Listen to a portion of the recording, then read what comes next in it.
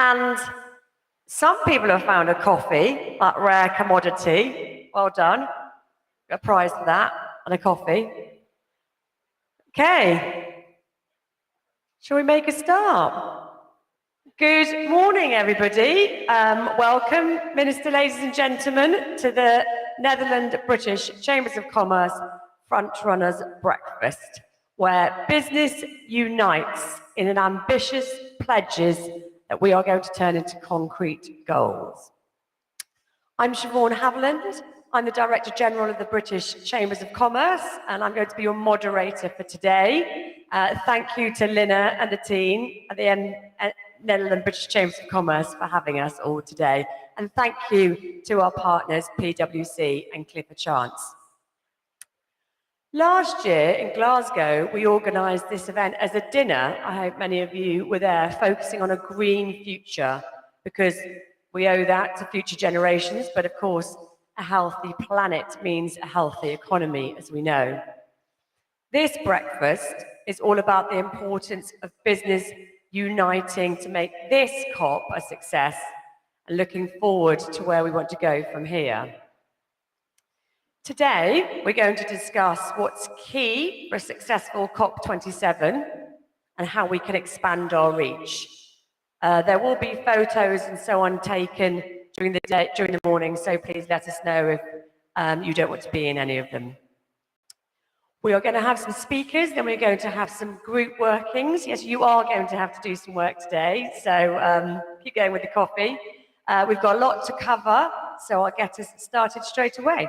I am delighted to welcome Feike Sijbesma, who is the chair of the Supervisory Board of Philips, for our opening keynote. Thank you.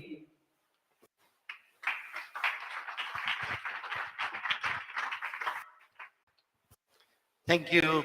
Thank you all for being here at this breakfast.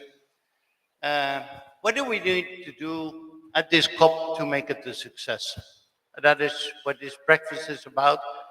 It's a working breakfast, right? And you will introduce that later on, so sorry for that. You need to work early morning, but I'm sure you are here to be committed to the climate. Next to chairman of Royal Philips, I also co-chair, together with former UN Secretary General Ban Ki-moon, all the global climate adaptation centers. And I founded and co-chair the CEO Global Climate Alliance. That's an alliance of CEOs progressive on climate, 125 at this moment. So from that perspective, I speak also this morning. And I've been a lot in discussion with the different official delegates already during those days. Where are we? Well, we get every time a new update from the IPCC, status of the climate, where we are. I don't need to inform you, you're all here, and that means that you follow what's happening with climate. We are not in a good place, full stop. So we know what to do. We know what to do. Well, the great thing is we already knew what to do. We agreed on that 7 years ago in Paris. We made clear targets. We said well below 2, but preferentially 1.5 degrees. We agreed on many other things. After Paris, we agreed on mechanisms like carbon pricing and those kind of things that we need to do. So we have our clear goals. Very good. 7 years later, we are clearly not on track. I mean, many of you are from business. If you're already 7 years not on track, most likely you would not be in this room. Please, we need to take care that we are on track. What needs to happen then? Of course, I hope that at this COP, I doubt that it will happen if I'm honest, but I hope at this COP we will make further steps on the money. We need more money to address our points, especially in the global south. That is a topic which will be high on the agenda here, and I hope that that will happen. Good. What do we need also? The involvement of the private sector.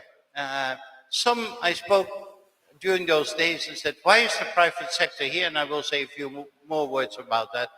They are not negotiating They are not the important decision makers. They are not even in the important meetings. So why are you here? Yes.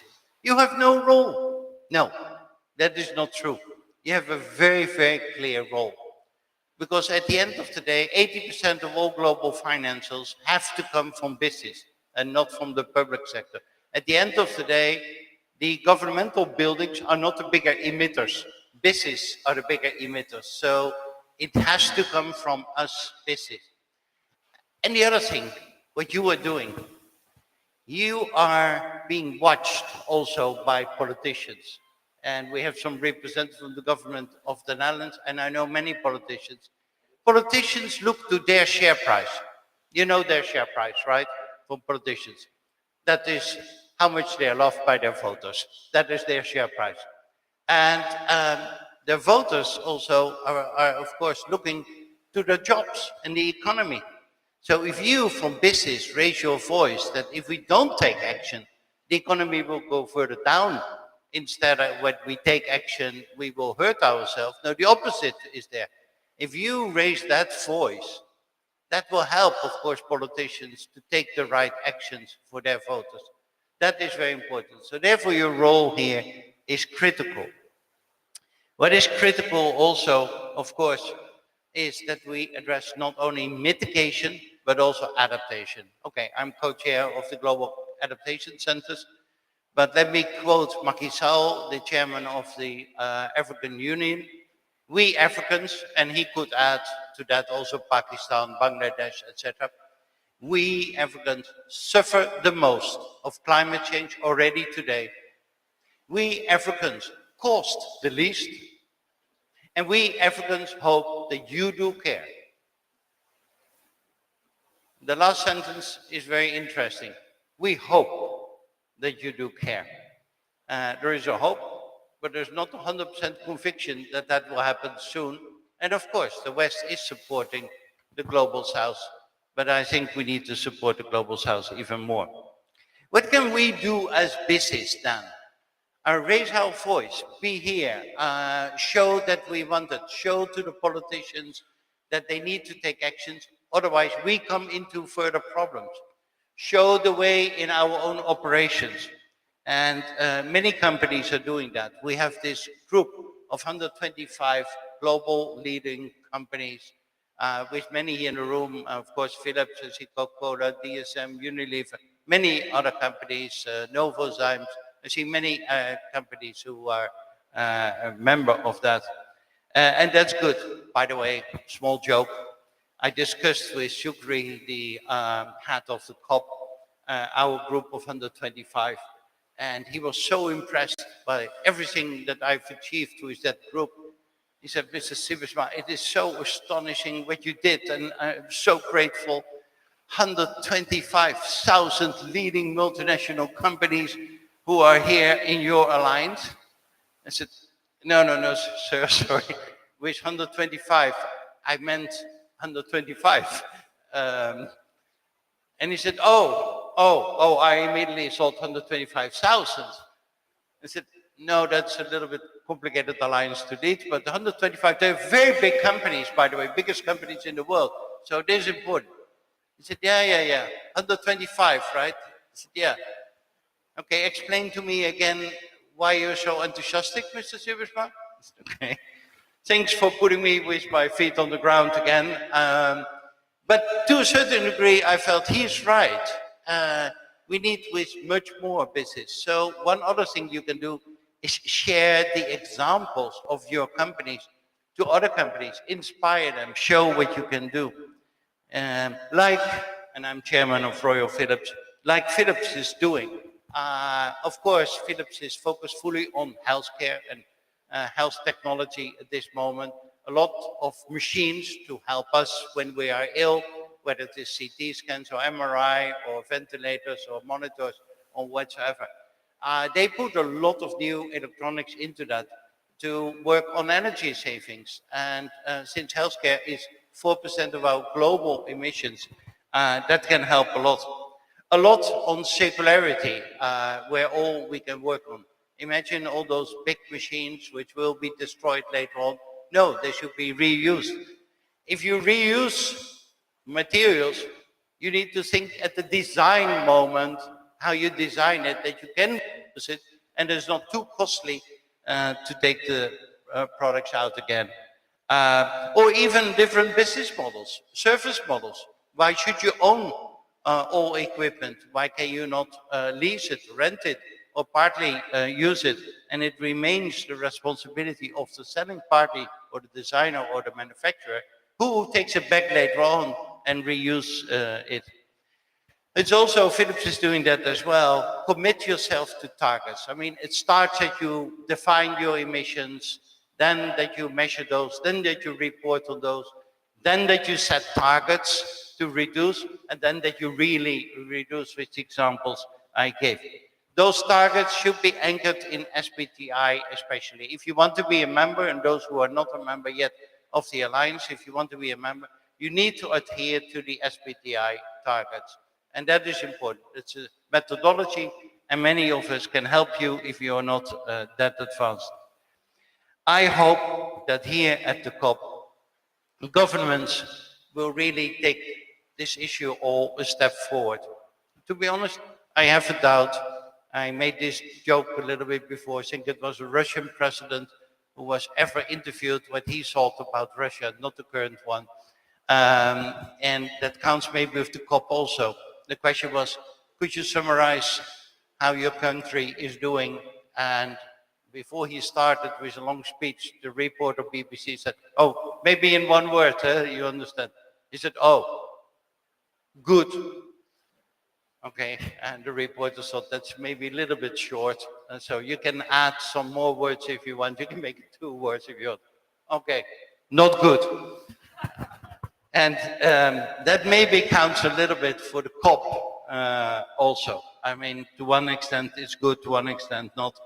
I hope that the governments will really understand and take a step up. But also the regulators. We are discussing here also with Emmanuel Faber, who we asked to lead the ISSB, that we have one framework, one reporting framework. It's already complicated because we have not yet installed the converging of all 650 different sustainability metrics in the world to one ISSB. And then the SEC in the US came up with a new system, and the European Commission came up with a new system. Life isn't always easy, but we ask the regulators, please try to convert. Companies like Philips, like Unilever, like Heineken, many big companies are already struggling today to report to all those different measures. What do you think about all those smaller companies in the world? They do not have the resources either to do that. I also make a call for investors. I think investors can raise their voice also here. Every investor takes daily or monthly or whatever they do decisions, where to invest in, where not to invest in, which companies are sustainable, which are future-proof you want to put your money in. Money talks in the world. Maybe we would like to live in a different world where money not talks that strongly, but money talks in our world. Well, since money talks, let's use it then also, and let's money talk in the right direction. So I give a call to investors, but also to companies to present yourself. And like I said, business need to be much more circular, need to set the targets. But last, I also want you not only to spend time and attention to mitigation, but also to adaptation. Many of you have technologies and have elements that you can use for adaptation. Adaptation in terms of, we need different agricultural techniques that we can grow our crops, also in terms of droughts and floods. Techniques that we can take care of our water provision, also in endangered areas. By the way, this is also important for business. 5 years ago, South Africa was for a while without drinking water. Well, don't expect your employees to come to the factory if there's no drinking water. They won't work, I tell you. So this is also your interest, food production, water consumption, but also protection of infrastructure, protection of cities, how to deal with fires, how to deal with floodings, how to create dikes, etc., etc. So many things. And also, of course, I see here people from Coca-Cola, also to clean up the mess sometimes we as society make. Coca-Cola, a strong supporter of the ocean cleanup and helping also the plastic not coming in the oceans by cleaning up the rivers. These kind of things companies can do. And I think we as business can really raise our voice. So I hope that this morning you will discuss that amongst each other and use that again as an inspiration. What do you learn? I see Robert here, Head of Sustainability of Philips. He has numerous examples how the company is doing on that one. Be inspired by each other on the actions of the other companies. Have a look with your CEOs, with your companies, whether you can do the same or can even step up, very important, and spread the word and discuss it with others. I tell you, the more stronger the business voice will be, the stronger also governments will listen to that. There are systems that are interacting with each other, and we need each other. They know that most of the effort need to come from the business sector. They realize also that the voters will work in most instances for the private sector, in the economy, in the jobs. So that is important. And they cannot take decisions only in splendid isolation, because they have other roles to fulfill also. So therefore, this interaction is very, very relevant to have. So I hope you do so. I hope you step up with your companies. I hope that you form that power. The last thing, and I was meeting with the COP presidency yesterday, and I corrected in the beginning, what that was already some weeks ago, when I discussed about the 125, and I said to the minister, I would like to correct you. We are not with 125 anymore. He said, oh, you did do that fast. Are you close to the 125,000? I think we passed that already. We are further than that. He said, really? In a few weeks? I said, yeah, because I forgot to mention all our suppliers and all the people we deal with in the whole value chain are also a part of our system. So we listened to your message and we stepped up very fast, and we are already with a multiple of that one. And that's also a message to you. Also work with your suppliers and customers, of course, in this field. If you look then to that group and that power and impact that we can have, it is enormous. I wish you a lot of success during the whole COP and also in this session. Thank you very much.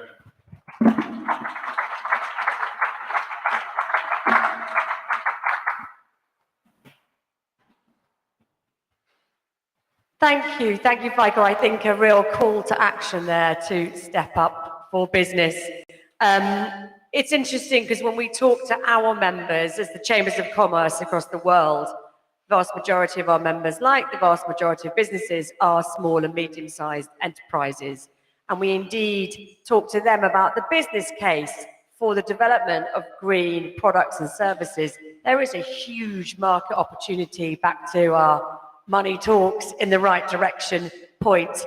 And we would also ask that you as big businesses work with your supply chains and customers, SME customers, to help them on that journey, because it is hard. So we are now going to hear from those with a different sort of share price. I'm delighted to have Sandro Gastra, the Director General of the Ministry of Economic Affairs and Climate Policy from the Netherlands. Thank you.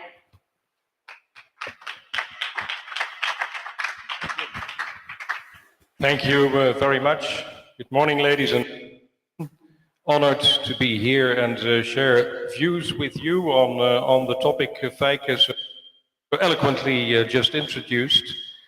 Maybe to start, that the position is with Feike, I think companies are crucial to get to where we have to go for climate effort.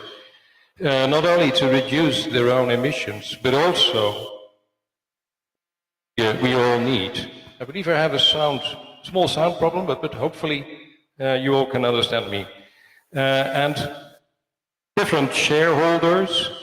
Our shareholders as governments are the citizens, and your shareholders are quite different, but we do share a common goal, because we all know that the cost of doing nothing will certainly be higher, far higher than the cost of acting, and that is for citizens and for business shareholders alike.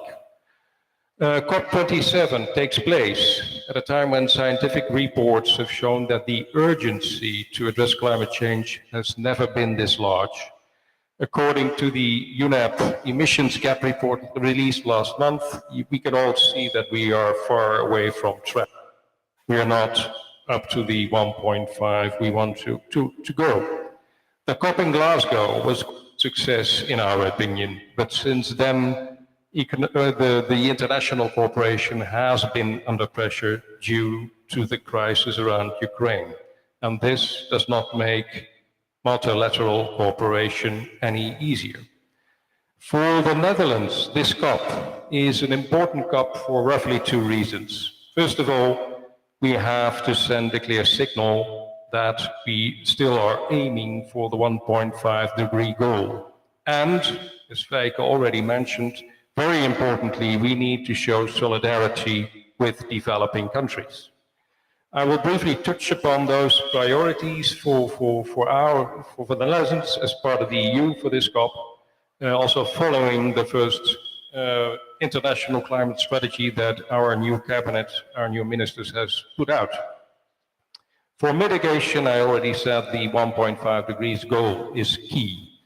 Countries in Glasgow last year emphasized that especially the period until 2030 really matters. Now, the Netherlands therefore wants to see countries agree a process at this COP to continue to increase the ambition until 2030. So this goal is still within reach.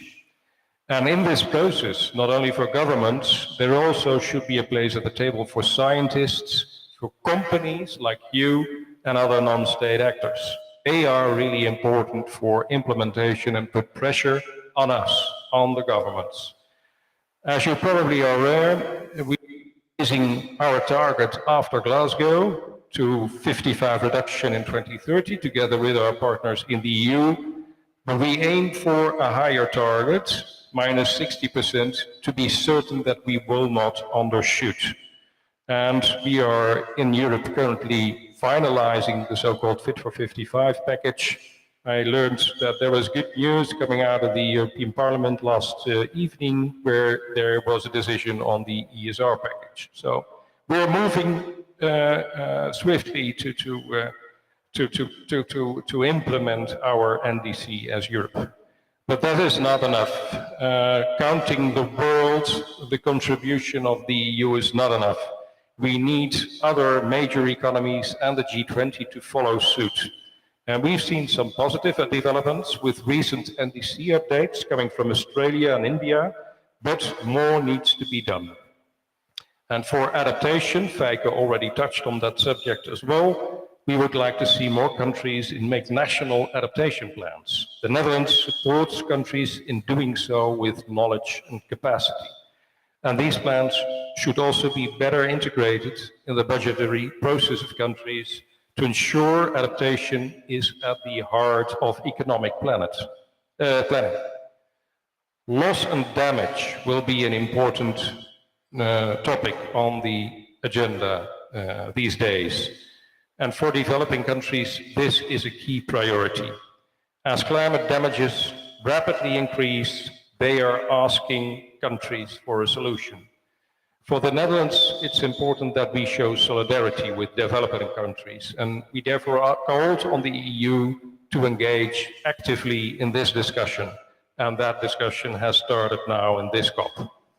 There's also a wish for coming from these developing countries for finance, and we are currently looking into this. Climate finance will in any case be a central theme this COP. This is about the 100 billion of climate finance, but also more broadly about all finance flows. And particular attention will go to adaptation finance, as countries agreed in Glasgow last year to double adaptation finance in 2025, as adaptation finance is now, in our view, lagging behind. We have increased this climate finance this year. Half of it will go to adaptation, and virtually all our public finance is in grants and not in loans. The EU and the Netherlands like to see countries pay more attention to all finance flows, including those from financial institutions and companies. In addition to the political negotiations, the Netherlands is involved in a large number of coalitions and initiatives to push implementation forward. For instance, on themes such as energy, with a focus on offshore wind, I see, and hydrogen, the hard-to-abate industry, sustainable mobility, agriculture and food, forestry, water, and, as Feike already mentioned, sustainable and circular economy. And for all these themes, there are opportunities to strengthen the collaboration between governments and companies. I'm coming to a close. Companies and financial institutions can make an important contribution to closing ambition and implementation gaps by reducing emissions in their supply chain. This COP is not the final moment to step up. Next year at COP28, the global stocktake will take place, and we will collectively look at all the ambitions and all the implementation then. So let's look together, governments and companies alike, to close the gap. Thank you very much.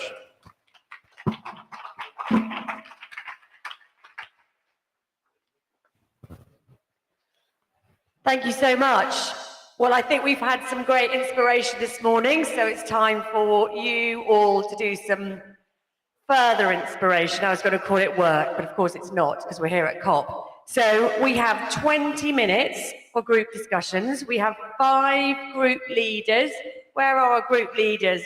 Hala, Ray, Rachel, Sonia, and Shazia. So shall we get people to find a group leader? We'll just use this room if you can find 5 corners. Yeah, you can all stay on your seat. Every group has a table as a group lead. So Rachel, Ray, David, Sonia, Shazia, and me here. Oh, Roger. And what is also very nice is that we have our breakfast. So I will come by to give you some food and some drinks for some extra fuel and inspiration. Excellent. So we've got 20 minutes and there's 2 questions. So what are we discussing? 2 things. 1, the priorities for COP27 and beyond towards COP28. And 2, what is needed from business to achieve this? 20 minutes. Off you go.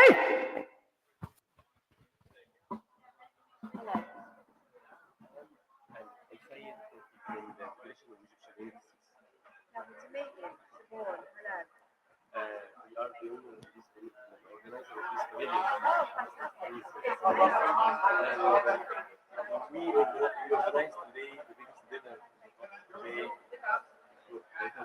We have the Prime Minister and the Minister. So we would like to invite all of you come to our dinner. Including Hotel Sunil, which is in Yes, just here. yes, Yeah. at 6:30. Okay. So how do you see we can do this? Brilliant. Would you like to say a couple of words? Yes. Okay. And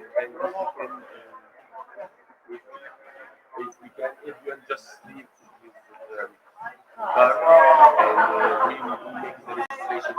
Yeah. We have now around 900 participants. 900. Yes. That's a big dinner. Yes, 1,000. Wow. It is the biggest. It is the biggest. Yeah. So, Almost, practically speaking, the main business there for the main business of the business yeah. So the organized by the Federation of Egyptian Industries. Federation of Egyptian Industries. Have you Sorry, our your chairman? name. I have El Sayed. I haven't, but I think my chairman is meeting him today or tomorrow. Yes, in the green. green zone? That's right. Ah, yes, Yes, yes. it's Sarah, and she's my chairman. Yeah, our chairman. Yeah. So we also invite the church. And because the event done yesterday and today at the green zone is also in our building there. Yes, which is where I was Yesterday, yesterday all yes. morning. Yeah. Yes, so I did the chief, Sarah, my chair, did the opening. Yes, with the Minister of Planning. Exactly. And the Minister of Planning, she texted me now and said that she couldn't make it come here today. Can you join this group for the discussion? Yes. That's okay? Yes, yeah. Is there anything else? We would like to invite everyone to our dinner today. Okay, fantastic. So can I invite, and do I say El Sayed? Yes. Al Sayed. Yeah. To say, yeah, or say an invitation at the end? Yeah, that's okay. I will.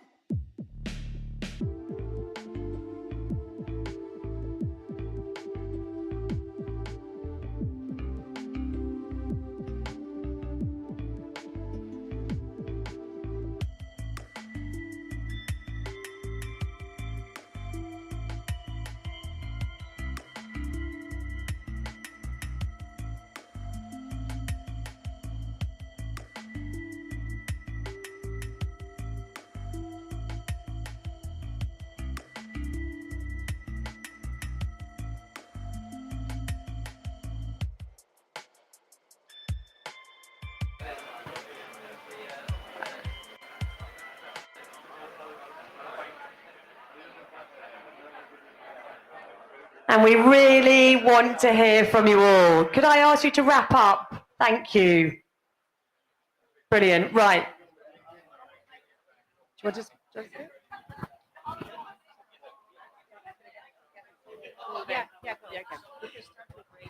Rachel. Okay, great. Right, everybody, we're going to hear from all your groups. Very exciting. We are going to take notes. Linda and the team are going to take notes in terms of your feedback. Hey, everybody, can I just come back to the room? Thank you so much. So we're now going to hear from the 6 groups. We're going to take notes. Those notes are going to be written up and then fed back to you before they go to the British and Dutch climate envoys. Okay, so this is important stuff. Your notes are going to go back to you before they go to the British and Dutch climate envoys. So, very brief feedback, please, from each of your tables. And we're going to start with Rachel. Thanks, Rachel. Thank you, Siobhan. So I have the easiest job in the room to summarize my group. Good morning, everyone. For those who don't know me, I'm Rachel Terry. I'm the head of sustainability for Van Oord. Van Oord is a marine contractor based out of the Netherlands. We have a history in keeping the Dutch feet dry, but also now around half of our turnover is connected to offshore renewables. So quite cross-cutting and a lot of topics. Also in our group, I will start with a few common themes which I expect were discussed in the whole of the room. And we hear them around all of the pavilions here at COP. And that is that we should not forget that this entire discussion is connected to people. Behind all of the climate discussions, behind all of the cross-cutting themes, also of all the SDGs, is people. And that was one of the ambitions of our group, that remains in the forefront of the negotiations. And when the negotiations and all of those clauses are being written and they're fighting over a full stop or this word or that word, we're still talking about people on the front line of climate change. Next to that, the common theme in our group was we need speed. And whether that speed is in approval of a new drug that can help in the adaptation against climate change in the health sector, or whether it's speed in adaptation financing for protecting vulnerable coastal communities, speed was the word which we discussed a lot. And on the financing discussion, what we see is we need much more focus on finding blended finance solutions to be able to bring adaptation financing, FICA addressed adaptation, SANDA addressed adaptation. Loss and damage is on the agenda here at COP27. We need to be realistic with our ambition that does not mean that after COP27 that there will be clear implementation and action on loss and damage, but we hope that it's bringing it much higher on the agenda. And next to that, to be able to deliver those adaptation solutions, there we need the innovative, speedy, and blended finance solutions. One other clear topic, and then I promise, Siobhan, that will be my last point, was that for business, what we really see is that we need some kind of standardization and commonality, and it was touched on already, on benchmarking, on reporting, and on other topics like carbon crediting, also to enable us to make those business models to bring forward the financing and solutions which we all have in our portfolios and would like to deliver at speed.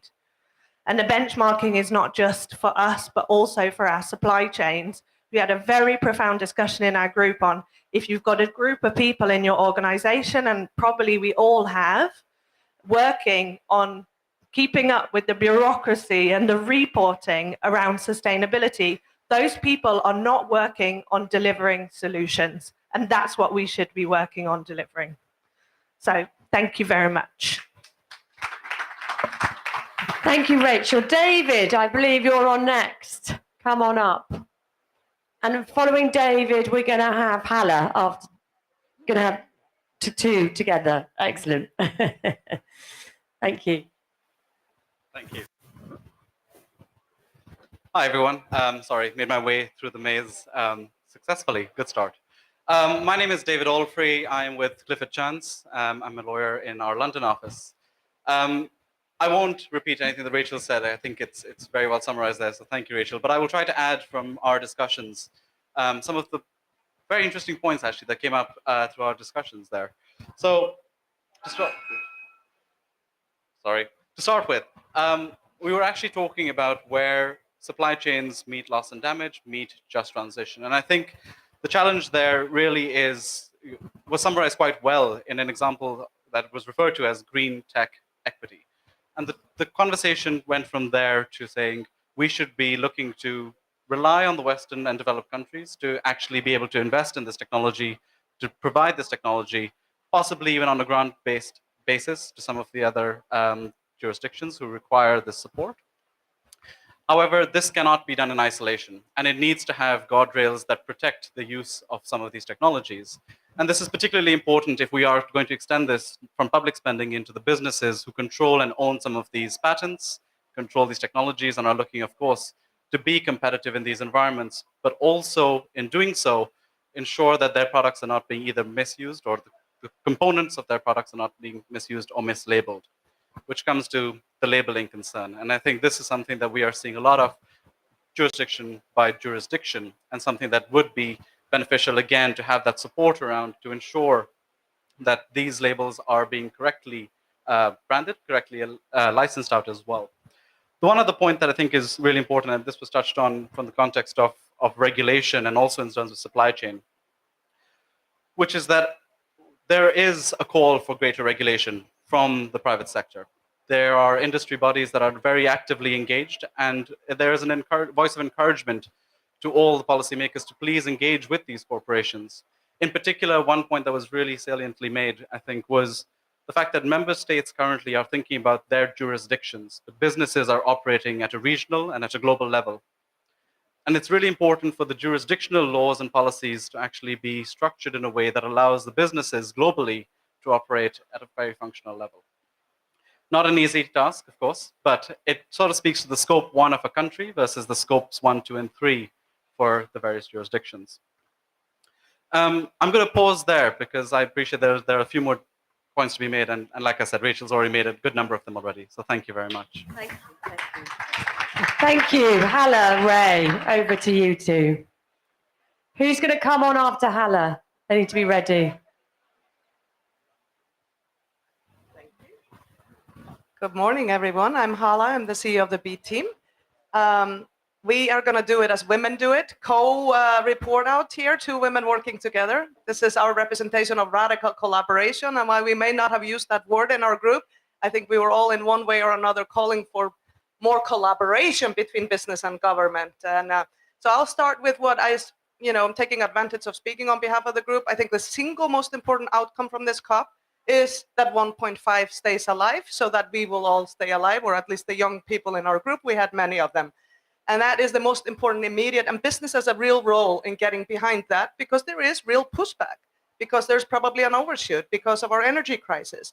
And so, but if we move the ambition at this COP, if we reduce our ambition, the floodgates will open because we're not behaving very well. So we should all raise our voices to get behind 1.5 continuing to be our ambition. And if we overshoot, we just need to fix it. So I'm going to take advantage of that. But now I'll try to reflect the group a little more. This is the most important outcome, because nothing is going to really work unless we keep that alive at this COP. And it is under pressure right now. And we have weak political situation in the world. So this is critical. And business should raise its voices in every room, everywhere, over the next few days to help make this happen. Number 1. Number 2, we need more intergenerational and intersectoral collaboration. So the young people are really talking about the mindset shifts that need to happen from short term to long term. And we cannot do that with young people always out in the room, or at best guests, or little decorations in our panels, or whatever, wherever it happens. We need to change the way we work and get that dialogue and code design happening across generations and also across government and private sector. One theme. Another theme, transparency, not just for business. We need ISSB, Global Baseline for ESG disclosures, and we should all be behind it because comparable, consistent data and writing the rules of the game is good for all of us, especially the front runners, because we will be there when others are not, and we will be alive when others are maybe not, because we'll be doing the right things to survive and thrive. So that's critical. But we also should talk to our governments about transparency. I don't know if all of you know, but governments annually spend at least 1.8 trillion US dollars in our demise. Environmentally harmful subsidies today, large part of it to fossil fuel, are $1.8 trillion a year at least, probably more now than we double down on subsidies. So we need to reverse that and start investing in our future. So aligning the incentives is very important. So I would say those are the three big themes that I'm pushing out of the group, but now my co-leader for the group, because this is how women lead. And by the way, I cannot leave this without telling you, the family photo from the negotiations was pretty much all men. And let's just talk about the fact that we are not going to disrupt the conformity in business or government if that's going to be what it looks like. So that is an important thing. It didn't come out of our group, but I know we all feel it in our heart, including the man here smiling when I say it, because it's embarrassing that in 2022, this is what it looks like. And we're not going to have breakthroughs with more of the same. We need to disrupt the conformity in leadership in business and in governments to get anywhere.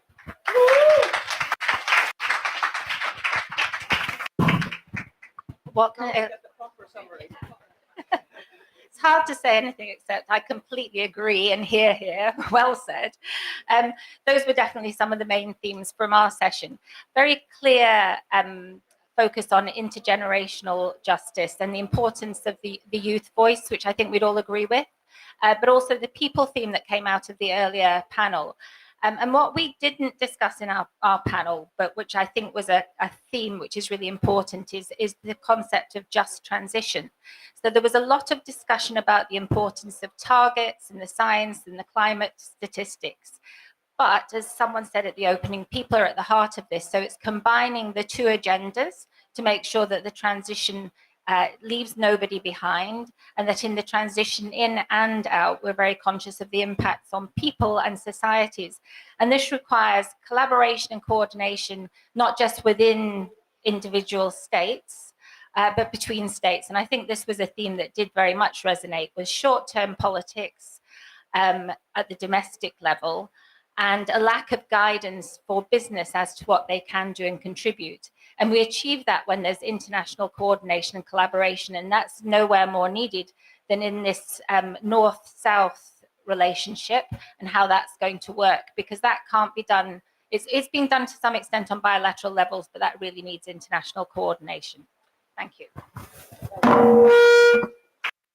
Thank you, fantastic. Hala, are you thinking of still doing a letter about the 1.5? So if people in the room want to sign the letter,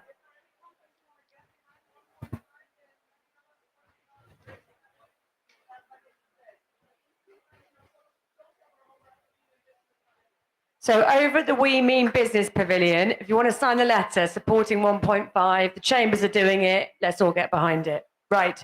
Who have we got left? Thank you. Just one more person? Yeah.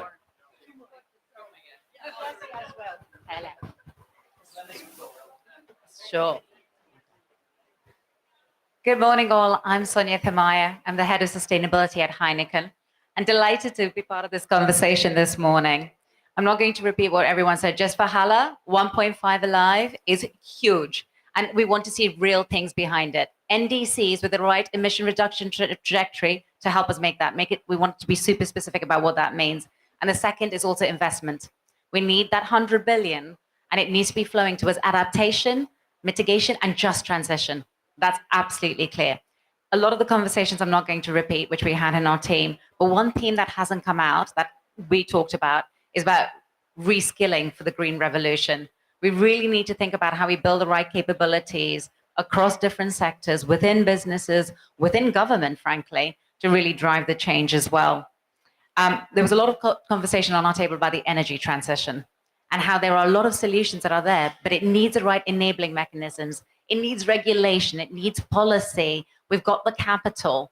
We also need to learn lessons from what we've seen with mobile telephony in Africa. It's huge what we've done, but we just don't have rural electrification at the rate that we need. 52% of people in sub-Saharan Africa don't have access to electricity. That's an abomination. So thinking about cost-effective, affordable, and clean energy is a huge, huge topic that needs focus. And the next theme that came around is about how do we prioritize actions to meet the needs of those who need it the most? Adaptation. What does it look like, especially given where we are now? Then there was a question about what is it that companies need to do? And I said, yeah, every company needs to see this as an opportunity, not just the risk. How do we see this as helping build resilience and embed it within the business? It's not my role as sustainability, frankly. It's about how do we bring the business along in supply chain, in procurement, and in finance to really drive the change. So this COP is about action. So everything needs to be focused on how do we drive that action at a much accelerated pace to see do that what we see now. Thank you. Next is Roger from Clifford Chance. Thanks very much. Well, I've already been introduced, so I'll just get straight into it. So essentially from our discussion, what really came out was how much expertise different people representing different businesses had in how their businesses could contribute to the change to a low carbon economy. So what we discussed was the need for large businesses which have that information and have those skills to help the rest of the business community, small and medium-sized enterprises, on that journey as well, which is about, if you like, training and providing of information and networks. And we heard that from our keynote speaker as well, but also, and in particular, creating demand. And I thought this was sort of quite a powerful point here, which is if we signal as significant and large businesses that we want products to be green, we want green services, and we're prepared to pay for them. And many, or if you like, the overwhelming amount of those services will often come from smaller businesses. So then it's not about smaller businesses having to absorb more cost. It is, just as the last person said, it's about opportunity, particularly for small and medium-sized enterprises, to provide those services. And that's worldwide. You know, it should be small businesses in developing countries who should be providing those on-the-ground changes and mitigation actions and adaptation actions on the ground. And that's, it's a great source of employment as well, which is, of course, part of the just transition, as Ray was talking about there. So that's the role for business.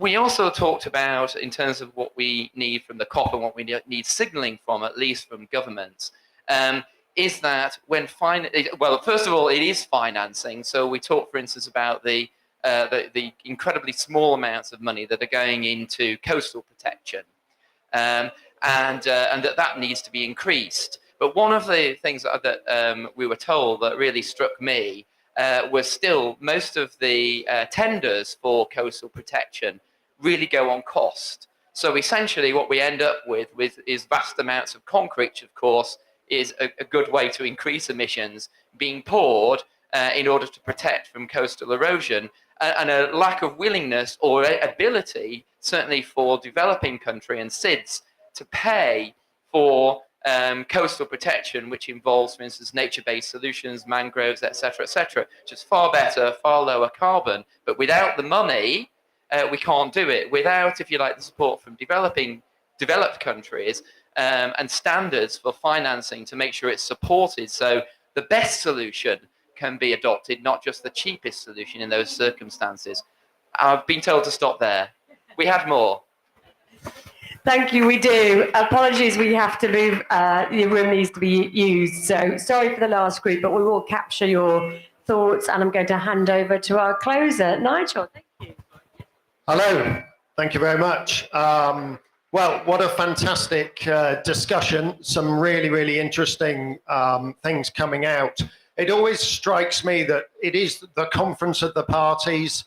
The opening address was all to governments, but actually 70% of the investment that is required will come from the private sector. So to hear all of the different ideas and just sort of collating, I think what we've heard is, first of all, getting your own house in order. that's absolutely essential. It gives credibility as well to involvement of the private sector in the debate. The other is this cross-sectorial approach, particularly in the value chain. We've heard some great examples, whether that was gathering all of the suppliers together and providing a renewable energy framework, or gathering together and reskilling so that the supply chain can contribute. There's been lots about the importance of climate finance, and the private sector has a critical role in the climate finance and helping devise the solutions. And these can, whether these range from being involved in carbon projects and carbon credits, or to more adaptation, and we've heard of coastal defences, but it's the co-benefits that come with those. Just transition and the call for greater policy and guidance, that's really important for business to be involved in. And then finally on governance and the need for common sort of benchmarks and targets and disclosure requirements. And that really is a hope going towards COP28, that all of that is, the commonality is clarified, and then it's all about the action that comes. So to close, I would thank NBCC for gathering us together. Thank you everyone for all your involvement.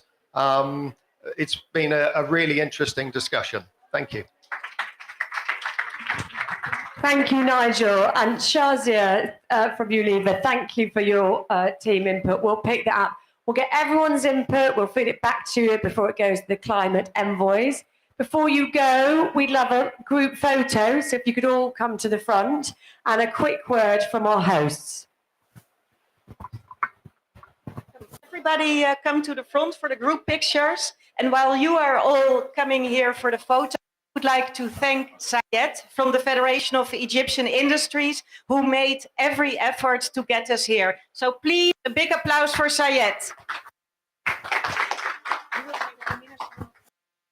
Thank you so much. I also have to thank Lynn. She's very active. The Minister of Economic Development was really sorry not to be able to come for you.